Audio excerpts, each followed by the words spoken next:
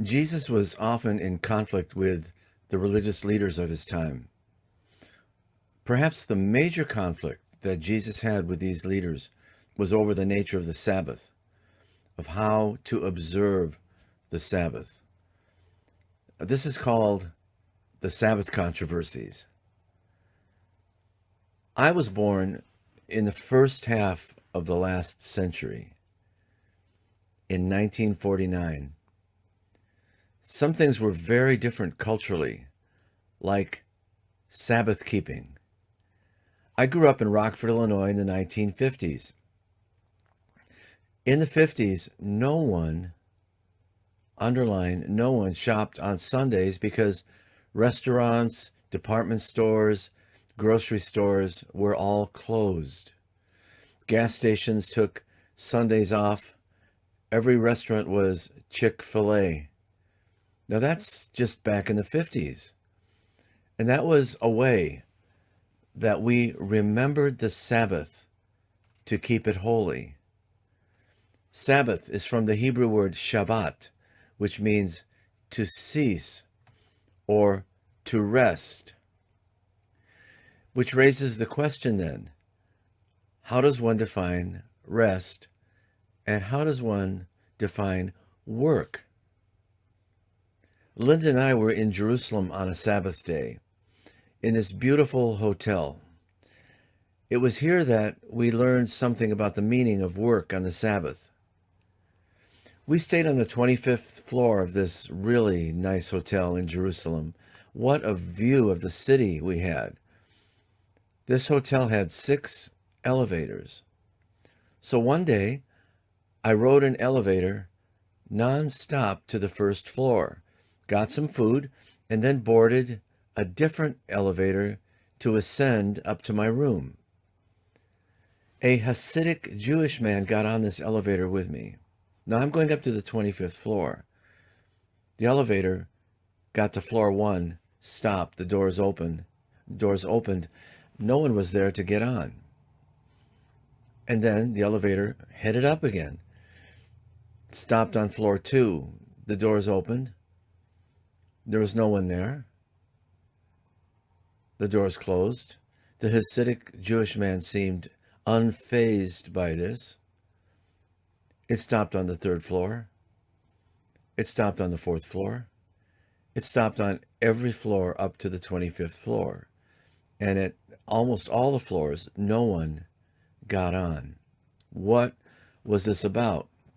Well, I found out that this was a special Sabbath elevator that allowed an observant Jew who was keeping the Sabbath not to work on the Sabbath, because pushing the button on an elevator was seen to be an act of labor. Now think of this as you listen to these verses in John chapter 9, verses 13 and 14. They brought to the Pharisees the man who had been blind. Now on the day on which Jesus had made the mud and opened the man's eyes, this was a Sabbath day. And so here we have, you don't make mud on the Sabbath because that's doing work. You don't heal someone on the Sabbath because that's doing work. This is what scholars call the Sabbath controversies. In John 9:15, the Pharisees asked the man how he had received his sight. He put mud on my eyes, the man replied, and I washed, and now I see. So this man who was formerly blind now has to tell this story a second time, in adding the dramatic note that it was the Sabbath. The Pharisees asked the same question, but their intent is different. They're looking at Jesus. Has he broken any Sabbath laws? They are exasperated in this situation. The man who was blind senses their exasperation and displeasure. In John 9:16 it says, some of the Pharisees said, "This man is not from God, that is Jesus, because he doesn't keep the Sabbath. But others asked, how can a sinner do such miraculous signs? So they were divided. The Pharisees are only interested in, did Jesus violate the Sabbath? And this is wild because a blind beggar just got healed. Here's an example of how rules and structures, while they can be good and even necessary, can lock people out of what God may be doing. This has to do with what is the intent or the spirit of the law. And so we read again in John chapter 9, because Jesus was doing these things on the Sabbath, the Jews persecuted him. In Mark chapter 2, this Sabbath controversy stuff gets white hot. Jesus makes a shocking self-referential claim. We read this. One Sabbath, Jesus was going through the grain fields, and as his disciples walked along, they began to pick some heads of grain.